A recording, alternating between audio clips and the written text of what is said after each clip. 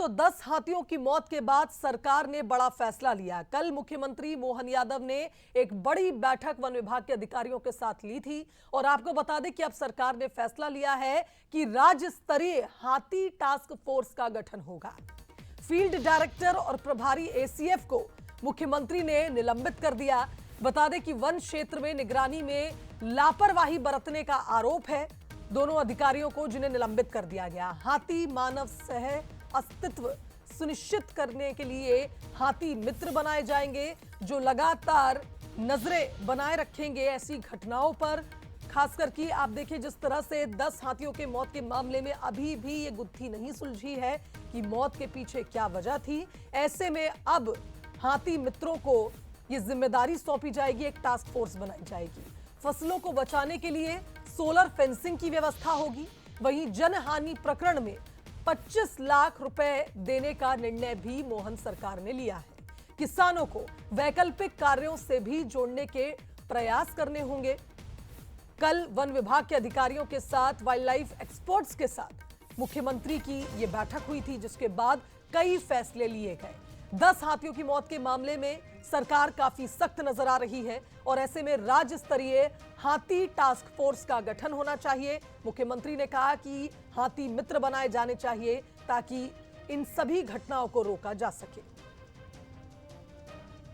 की रिपोर्ट के आधार पर जो हमने पाया गया है कि फील्ड डायरेक्टर की निगरानी में ये हाथियों का दल आया, सीधी उमरिया इस जिलों में बड़ी पैमाने पर इनकी अपनी मौजूदगी दिख रही है। ऐसे में हमारे सभी डायरेक्टर भी आप फील्ड के अफसरों को सतर्क और सजग रहने की ज़रूरत है।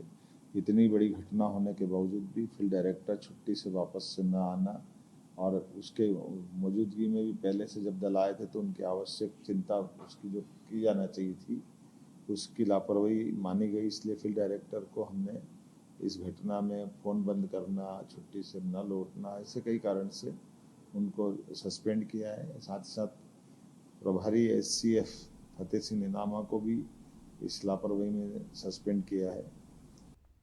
चलिए, इस खबर पर हमारे साथ संवाददाता रंजना हमारे साथ लाइव जुड़ गए, उनका रुख कर लेते हैं।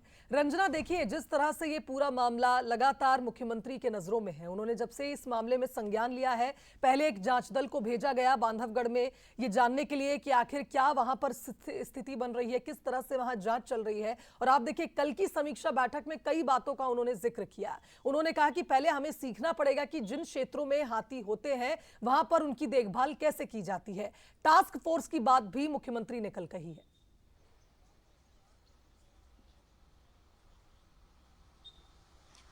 जी शुभांगी, बिल्कुल जिस तरीके से 10 हाथियों की मौत हुई है उसके बाद सरकार पूरी तरह से गंभीर नजर आ रही है और इस पूरे मामले को लेकर मुख्यमंत्री डॉक्टर मोहन यादव ने खुद संज्ञान लिया है और इस पूरे मामले को लेकर जो 2 अधिकारी हैं जिन्होंने लापरवाही की इस पूरे मामले को लेकर उन पर भी गाज गिरी है, उनको फिलहाल सस्पेंड कर दिया गया है। लेकिन यहाँ पर शुभांगी सबसे बड़ी बात यह कि आगे इस तरीके के जो मामले ना हो उसको लेकर क्षेत्र में किस तरीके से जो जन जागरूकता फैलाई जाए, इसको लेकर जो हाथी मित्र हैं अब उनको रखा जाएगा और लगातार जिन क्षेत्रों में बहुत ज्यादा संख्या में हाथी हैं वहां पर लोगों को जागरूक करने के लिए जो जन जागरूकता अभियान है वो भी चलाया जाएगा, ताकि इससे स्थानीय लोग कैसे बच सकेंगे और तुरंत फौरी तौर पर किस तरीके से जो उपाय है वो कर सकेंगे। इन तमाम बातों को लेकर जो अवेयरनेस प्रोग्राम है वो भी चलाए जाएंगे और इसके साथ ही जो राज्य स्तरीय हाथी टास्क फोर्स है उसका गठन किया जाएगा। लेकिन शुभांगी, यहाँ पर एक सबसे अच्छी बात यह है कि किसानों को खेती के अलावा अन्य जो दूसरे वैकल्पिक कार्य हैं